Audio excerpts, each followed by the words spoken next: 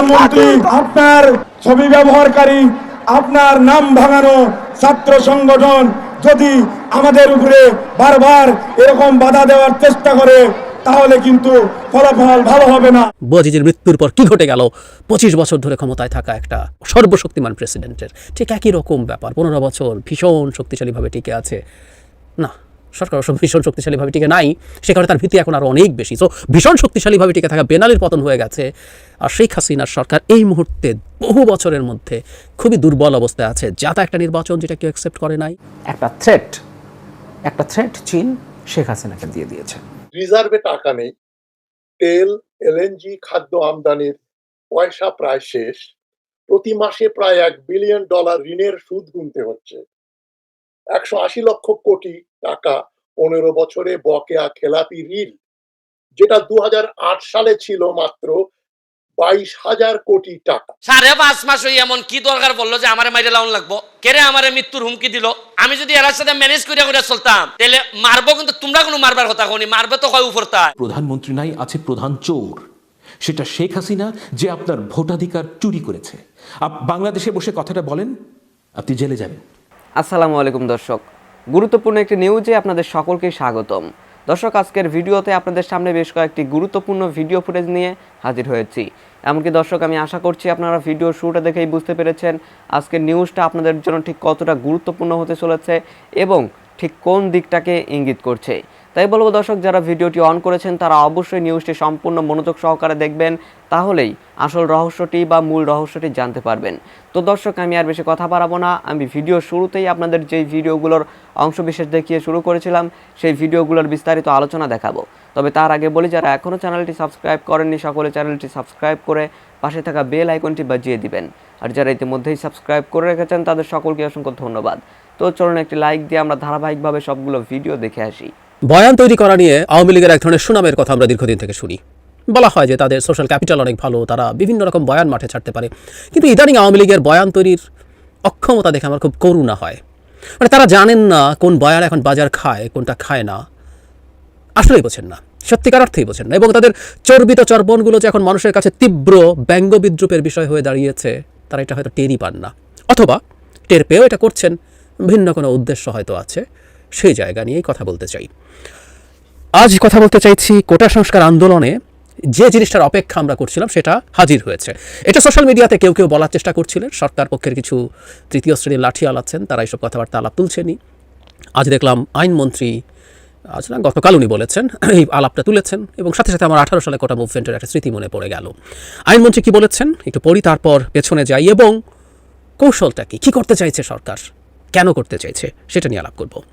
আনিসুল হক বলছেন, যারা বাংলাদেশের স্বাধীনতায় বিরোধিতা করেছিল এবং যারা ষড়যন্ত্র করে বঙ্গবন্ধু শেখ মুজিবুর রহমানকে পরিবারের 17 জন সদস্য সহ হত্যা করেছিল, সেই প্রেতাত্মারা আজকে কোটা সংস্কারের নামে কিছুটা হলে ষড়যন্ত্রের মধ্যে লিপ্ত আছে, এটি অস্বীকার করতে পারবো না। শোনা মানে খুব শুনেছেন মনে হয় না। যাই করুন না কেন, সরকার বিরোধিতা মানে অনেক ক্ষেত্রে দেখানো হবে এটা রাষ্ট্রবিরোধিতা, এবং আপনার গায়ে এই ট্যাগ আসবে। কৌশল খুব পুরনো, খুব তৃতীয় শ্রেণীর কৌশল, অনেক পুরনো কৌশল, অনেক জায়গায় ইউজড হয়েছে। আসবো সেই জায়গায়। তার আগে 2018 সালে মতিয়া চৌধুরী সংসদে দাঁড়িয়ে বলেছিলেন, হেডলাইনটা এরকম, রাজাকারের বাচ্চাদের দেখে নেব। খুবই অ্যাগ্রেসিভ ঢঙে উনি বলেছেন। কি বলেছিলেন? পরিষ্কার বলতে চাই, মুক্তিযুদ্ধ চলছে, চলবে, রাজাকারের বাচ্চাদের আমরা দেখে নেব। তবে ছাত্রদের প্রতি আমাদের কোনো রাগ নেই, মতলববাদ জামায়াত শিবির তাদের এজেন্টদের বিরুদ্ধে সামান্য শৈথিল্য দেখানো হবে না। আরও অনেক কথাবার্তা বলেছেন, যেমন এরকম বলছেন, যারা দেশের জন্য জীবন বাজি রাখেন, মুক্তিযুদ্ধ পৃথিবীর সব দেশে তাদের জন্য বিশেষ সুযোগ সুবিধা থাকে, মুক্তিযোদ্ধাদের সন্তানেরা সুযোগ পাবে না, রাজাকারের বাচ্চারা সুযোগ পাবে, তাদের জন্য মুক্তিযুদ্ধ কটা সংকুচিত হবে, রাজধানী কেন্দ্রিক একটি এলিট শ্রেণী তৈরি চক্রান্ত চলছে, তারই মহড়া আমরা দেখলাম গতকাল কোনো একটা স্পেসিফিক দিনকে নিয়ে। এই যে রাজাকার বলার একটা টেন্ডেন্সি আছে, আবারও বলছি, উদ্দেশ্য নিয়ে পরে আলাপ করছি, কিন্তু আমরা এমনি যদি হিসাব করি, বাংলাদেশের মুক্তিযুদ্ধের সময় নীতিগতভাবে স্বাধীনতার বিরোধী ছিল অথবা ওই সময় তারা কোলাবোরেট করেছে পাকিস্তান বাহিনীর সাথে, এই সংখ্যাটা কত হবে? খুব সামান্য। যারা মুক্তিযুদ্ধে অ্যাক্টিভলি পার্টিসিপেট করেছেন, যারা শরণার্থী হয়েছেন, তার বাইরেও এই দেশে যারা ছিলেন, তার মেজরিটি মানুষ মুক্তিযুদ্ধের পক্ষে ছিলেন। তারা হয়তো অনেকে যুদ্ধ করতে যাননি, অনেকের বয়স ছিল না, অনেকের হয়তো সাহসও ছিল না, কিন্তু যে কথাটা বলছি, যখন রাজাকার ট্যাগ দেন সেই পার্সেন্টেজটা খুব ছোট। সত্যিকার যারা কোলাবোরেট করেছে বা যারা নীতিগতভাবে পাকিস্তানের ভাঙন চায়নি, কম্বাইন্ড পাকিস্তান চেয়েছে, সেই সংখ্যাটা খুবই নগণ্য। আমাদের জনসংখ্যার তুলনায় 1-2-3% হবে কিনা সন্দেহ আছে। আর বাকি সব মানুষ মুক্তিযুদ্ধের সপক্ষের। এখন কেউ যদি বলে আমি ন্যায্যতার জন্য কোটা ব্যবস্থাকে সংস্কারের পক্ষে কথা বলতে গিয়ে যদি রাজাকার হই, আমাকে যদি সেই ট্যাগ দেওয়া হয়, আমাকে যদি স্বাধীনতা বিরোধীদের প্রেতাত্মা বলা হয়, তাহলে আমি তাই। কথাটা এইরকম। এই যে আমি এখন না, বেশ কিছুদিন থেকে অনেকগুলো টিভি টক শোতে কথা বলেছি, আমার চ্যানেলে কথা বলেছি, কলাম লিখেছি, এমনকি 18 সালেও লিখেছি যে ঢালাও মুক্তিযোদ্ধা কথা অসাংবিধানিক, স্পষ্টভাবেই অসাংবিধানিক। সেই আলাপ যখন করছি, ট্যাগ দিয়ে দিলে আমার কি করার আছে? You can do that. তাহলে প্রথম চেষ্টা, এই যে খুব ক্লিশে, খুব ওভার ইউজড একটা কৌশল, খুবই পরিচিত পচা নষ্ট একটা কৌশল ব্যবহার করেন, তার পেছনে আসলে হয়তো দুটো উদ্দেশ্য আছে। একটা উদ্দেশ্য, এখন দীর্ঘদিন অস্ত্রটা ব্যবহার করতে করতে যেমন ভোতা হয়ে যায়, ওটা এখন আর কাজ করে, এটা আপনাদের বুঝতে হবে। এই যে আপনি রাজাকার ট্যাগ দিচ্ছেন, স্বাধীনতা বিরোধীদের দোসর ট্যাগ দিচ্ছেন, এতে থেমে যাচ্ছে না কেউ। আমি থেমে যাচ্ছি না, অনেকেই থেমে যাবে না। এই মুভমেন্টে তারা থাকবে এবং অবশ্যই ঢালাও 30% মুক্তিযোদ্ধা কোটার বিরুদ্ধে কথা বলবো আমরা। সো ওটা আরোভাবে কাজ করছে না। তার একটা খুব বাজে কৌশল আসলে সরকারের আছে বলে আমি মনে করি। আমরা এই ব্যাপারটা একটু মাথায় রাখা দরকার আছে।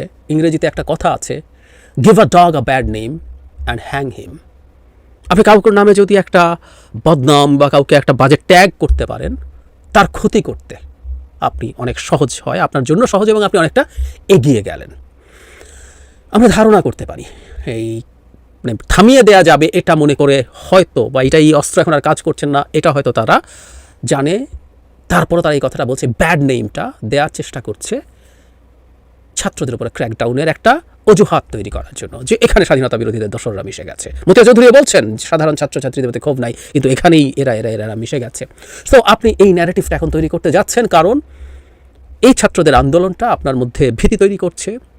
বহুবার বলেছি যে এরকম একটা মুভমেন্টকে এই ধরনের সরকার সবসময় ভয় পায়। তিউনিসিয়ার বুয়াজিজির ভূতের মতো। বুয়াজিজির মৃত্যুর পর কি ঘটে গেল, 25 বছর ধরে ক্ষমতায় থাকা একটা মানে সর্বশক্তিমান প্রেসিডেন্টের ঠিক একই রকম ব্যাপার। 15 বছর ভীষণ শক্তিশালীভাবে টিকে আছে না, সরকার অবশ্য ভীষণ শক্তিশালীভাবে টিকে নাই, সে কারণে তার ভীতি এখন আরও অনেক বেশি। তো ভীষণ শক্তিশালীভাবে টিকে থাকা বেনালির পতন হয়ে গেছে, আর শেখ হাসিনার সরকার এই মুহূর্তে বহু বছরের মধ্যে খুবই দুর্বল অবস্থায় আছে। যাতা একটা নির্বাচন যেটা কেউ অ্যাকসেপ্ট করে নাই, যে নির্বাচনে আওয়ামী লীগও ভোট দিতে যায় নাই, যে ডামি নির্বাচনে অর্থনীতির অবস্থা ভালো না, চায়না, ইন্ডিয়া, আমেরিকা, রাশিয়া সবাইকে নিয়ে জাগল করে অত্যন্ত এফিশিয়েন্টলি প্রধানমন্ত্রী খেলছিলেন বলে যে আলাপ ছিল, সেই ন্যারেটিভ শ্যাটার্ড হয়ে গেছে চায়নার ভিজিটের পর থেকে, which is very obvious, very clear. এই সময় এরকম একটা আন্দোলন মাঠে আছে, এটা সরকারের জন্য রিস্কি।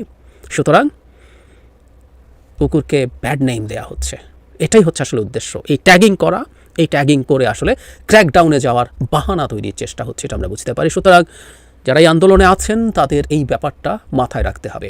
মাত্র 5.5 মাস হয়েছে আমি এমপি হয়েছি, বুঝেন চান যে 5.5 মাস হয়ে এমন কি দরকার বললো যে আমার মাইরে লাউন লাগবো, কেরে আমার মৃত্যুর হুমকি দিল। আমি যদি এর সাথে ম্যানেজ করে চলতাম তাহলে মারবো, কিন্তু তোমরা কোনো মারবার কথা কোনি, মারবে তো কয় উপরতায়। কের লেগে 5.5 মাস হইলো আমার মাইরে লিতো চাই, কেরে আমার হুমকি, আমার থ্রেট। কারণ লেগে আমি কথা দিছি যে তোমরার নির্যাতিত নিপীড়িত মানুষের জন্য যে ত্রাণ সহযোগিতা, নির্যাতিত নিপীড়িত মানুষের জন্য যে সুবিধা মাননীয় প্রধানমন্ত্রী জননেত্রী শেখ হাসিনা যা আমাদেরকে দিবেন, তা ইঞ্চি ইঞ্চি করে অক্ষরে করে তোমাদের বাড়ি পৌঁছাই দেওয়া হবে। এমপি হিসাবে আমার সবচেয়ে বড় দায়িত্ব। আমি এমপি হিসাবে না, খালি আমাদের যে দল, এই যে দলটা আপনারা দেখতেছেন, ভাইস চেয়ারম্যান সহ আমাদের প্রতিটা মানুষের কাজ হইল গিয়া এই দুনিয়াতে কাজ করিয়া আমাদের প্রতিটা মানুষের পরিবারের ঐতিহ্য আছে। মানুষ আমারে চোর বললে শুধু আমারে বলবে না, আমার পরিবারের মানুষে বলবে, এরা আমার মতোই পরিবারের সদস্য। আমরা কথা দিছি যে আমাদের কর্মের কারণে আমাদের বাপ চাচারে আমরা গালি শোনাবো না, আমাদের কর্মের কারণে যেন মানুষ এইটা বলতে না পারে যে এই লোকের এখানে সুরুকালী চেয়ারম্যান সাহেবের ছেলে, সে তার বাবা সারা জীবন আওয়ামী লীগের জন্য জীবন দিয়ে গেছে, কিন্তু কোনো সম্পদ এরা পারিবারিকভাবে বানাইতে পারে নাই। সাবু ছত্রিশ ছেলে কোনো সম্পদ এরা বানাইতে পারে নাই, সারা জীবনই কম বেশি দিয়ে গেছে এরা। এখানে আমাদের মোহাম্মদ আলী ভাই চেয়ারম্যান, পারিবারিকভাবে এদের ঐতিহ্য আছে। এবং আরো একটা মজার জিনিস দেখেন, আমাদের যে এসিলেন সাহেব, উনার বাড়িও ছিলেন। আমি পারিবারিকভাবে খবর নিছি, অত্যন্ত ভদ্র পরিবারের এবং সৎ মানুষ। শুনেন, সততা হঠাৎ করিয়া আগামী শনিবার থেকে সৎ হন যায় না। সৎ একবার জন্ম থেকে বাপ মার কাছ থেকে ইকাইতে হয় যে আমি সৎ, আমি মানুষের টাকা মারতাম না। চিন্তা করেন, দিকে একটু সরো, দেখি একলা বস্তানো। ওই জানি এটা গরিবের মাল, এটা খার মাল, ইটাও আমরা মাইরা খাইছি। ওই জানি বালা বাইরে দেখুন চেহারাটা দেখতা না, উঠাও উঠাও উঠাও আর উঠাও উঠাও, ওই এরা দেখে না এই মাল লাইন আপনারা পাইবা, ইটাও আমরা মাইরা খাইলিছি, বেচে লিছি। আর ওই লোক যেমন আমি নেতা, গরিব দেওয়ান লাগছে না, আমার আত্মীয় স্বজন যা আছে ধরেন আমার শাস্তল বোন শাস্তল ভাই এরা অকল তারে দিছি, গরিবে আর পাইছে না। এই দেশে কোনো প্রধানমন্ত্রী নাই, আছে প্রধান চোর। সেটা শেখ হাসিনা, যে আপনার ভোটাধিকার চুরি করেছে। বাংলাদেশে বসে কথাটা বলেন, আপনি জেলে যাবেন। কিন্তু শেখ হাসিনা যে আপনার ভোটাধিকার চুরি করেছে, সেই অপরাধে তার কিছুই হবে না। আমি আপনাকে জিজ্ঞেস করতে চাই, কোন বিচারে 1971 সালের 8ই মার্চ থেকে আজকে আপনি বেশি স্বাধীন? আপনার কি আপনার নেতা নির্বাচন করার স্বাধীনতা আছে? না, নাই। আপনার কি সুবিচার পাওয়ার স্বাধীনতা আছে? না, নাই। আপনার কি সুরক্ষা পাওয়ার স্বাধীনতা আছে? না, নাই। কোন বালটা আপনার আছে? 71 সালে অন্তত আপনার সত্য বলার অধিকারটুকু ছিল। ডোন্ট ইউ সি ইট? আজকে আপনার সেটাও নাই। পৃথিবীর ইতিহাসে মানুষের জন্য আবিষ্কার করা সবচেয়ে বড় ড্রাগস কি জানেন? আপনার পতাকা। Yes, your flag. খোদা তাআলা আপনাকে মানুষ হিসেবে যে বিশেষ মর্যাদা এবং দায়িত্ব দিয়েছিলেন, তার প্রত্যেকটা আপনি খোয়াই দিয়েছেন পতাকা সওদা করে। 1971 আপনি অন্তত কনসেনসাস বিল্ড করতে পেরেছিলেন, যে আপনি পরাধীন বলতে পেরেছিলেন। আজকে আপনি ইন এফেক্ট পাকিস্তান কিংবা ব্রিটিশ আমল থেকে অনেক বেশি পরাধীন, কিন্তু এটা বলতে পারবেন না। যখনই আপনি এই সত্যটা বলবেন, প্রথম আলো বলবে যে আপনি দেশদ্রোহী, আর মুজিবপুর বলবে যে আপনি রাজাকার। পতাকা হলো সেই খেলনা যেটা আপনার হাতে ধরাই দিয়ে শেখ মুজিব এবং শেখ মুজিবের মেয়ে আপনার চোখের সামনে আপনার দেশকে লুট করেছে, আপনি কিচ্ছু বলতে পারেন নাই। এই লুটপাটের পোস্টার বয় হলো শেখ মুজিব, আর টুল হলো আপনার পতাকা। মনে রাখবেন, এই পতাকা আপনার স্বাধীনতার প্রতীক না, আপনার সাবজুগেশনের টুল। অস্ট্রেলিয়াতে একটা পোষা প্রাণীর যে অধিকার আছে, আপনার নিজের দেশে মানুষ হিসেবে সেই অধিকারটুকুও নেই। আপনি যে অ্যাকচুয়ালি পরাধীন এবং বিশ্রীভাবে পরাধীন, কেন সেটা বলতে পারছেন না? কেন ডাগলাস কিংসফোর্ডকে হত্যা করতে চাইলে আজকে আপনাকে কেউ ক্ষুদিরাম বলবে না? আপনার হাতে একটা পতাকা ধরিয়ে দিয়ে বোঝানো হয়েছে যে তোমরা কিন্তু স্বাধীন মামুনি। আপনারা গালের মধ্যে লাল ও সবুজ লিপস্টিক দিয়ে দাগাদাগি করবেন, এটাই আপনার স্বাধীনতা। তারপর খুবই গর্ব হবে যে আপনারা স্বাধীন। হেই, আমরা হ্যাপি, আমরা হ্যাপি, আমরা স্বাধীন। ইউ ফিং মোরনস। কখনো প্রশ্ন করেছেন স্বাধীনতার সুফল কেন চোর ও বাটপাররা ডিসপ্রপোর্শনেটলি বেশি পায়? কেন যেই লোকটা যুদ্ধ করে প্রাণ দিল, তার চাইতে যে সুটকেস গুছিয়ে পালিয়ে গেল, তার মর্যাদা বেশি? কেন? Your flag is the biggest gaslighting tool ever invented. পাঞ্জাবিদের চেয়ে অনেক বড় লুটেরা হলো আপনার নিজের জাতির মানুষ। কিন্তু আপনারা ফাইট করতে পারছেন না, কারণ আপনার একটা পতাকা আছে। এই খেলনা আপনার হাতে ধরায় দিয়ে আপনাকে বলা হয়েছে যে তোমার আর কি চাওয়ার থাকতে পারে। আপনি যে স্বাধীনতা পান নাই, বরং দিয়ে এসেছেন, এটাও বলতে পারেন নাই। স্বাধীনতা কোনো সম্ভাবনার সেলিব্রেশন না, it has to be a real thing. এর সুফল আপনাকে পেতে হবে, আপনার সন্তানকে পেতে হবে। পৃথিবীর প্রায় সব জাতির একটা পতাকা আছে। কুর্দিদের নিজস্ব কোনো রাষ্ট্র নাই, কিন্তু 4টা পতাকা আছে। স্বাধীনতা কি আছে? স্বাধীনতা আপনাকে কোনো পার্লামেন্ট দেয় না, কোনো মিলিটারি দেয় না, মোস্ট সার্টেনলি টুঙ্গিপাড়ার কোনো বাটপার কোনোদিনও আপনাকে স্বাধীনতা দিতে পারবে না। আপনার হৃদয় আপনাকে স্বাধীনতা দেয়। স্বাধীনতা কোনো কন্ডিশন না, এটা একটা স্টেট অফ মাইন্ড। যেদিন মানুষ পরাধীনতায় থাকতে পারে না, যেদিন মানুষ কনভিন্সড হয় যে গোলামের চেয়ে মৃত্যু ভালো, মানুষ সেদিন স্বাধীন হয়। আপনারা গোলাম কারণ পতাকা নামক খেলনাটা আপনাদের হাতে ধরায় দিয়ে বোঝানো হয়েছে যে বেতন হলো আপনার আল্লাহ। বেতন আপনাকে বাঁচিয়ে রাখবে, বেতন পেলে সব সমস্যার সমাধান আপনি করে ফেলবেন। যতক্ষণ না আপনার মনে হবে যে এই গোলামির থেকে আপনার মৃত্যু ভালো, ততক্ষণ পর্যন্ত আপনাকে পরাধীন থাকতে হবে।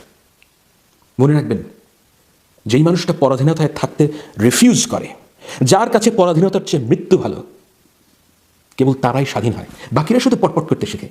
কুকুর বিড়ালের যেরকম ডাক আছে, ওই রকম এক একটা ডাক তারা শেখে, 71, 1900 এসব বলতে শেখে। স্বাধীন আপনাকে হতে হবে। আর যখন আপনি স্বাধীন হবেন, তখন বাংলাদেশ স্বাধীন হলেও হতে পারে। দর্শক, আমি আশা করছি আপনারা সকলেই অত্যন্ত মনোযোগ সহকারে সবগুলো ভিডিও দেখেছেন। এমনকি দর্শক, যদি এই ভিডিওগুলো সম্পর্কে আপনাদের কোনো মতামত থেকে থাকে, তাহলে তো অবশ্যই জানাবেন। দর্শক, নিউজটা শেষ করছি এখানেই। ফিরছি পরবর্তী নিউজে নতুন কোনো টপিকে। আল্লাহ হাফিজ।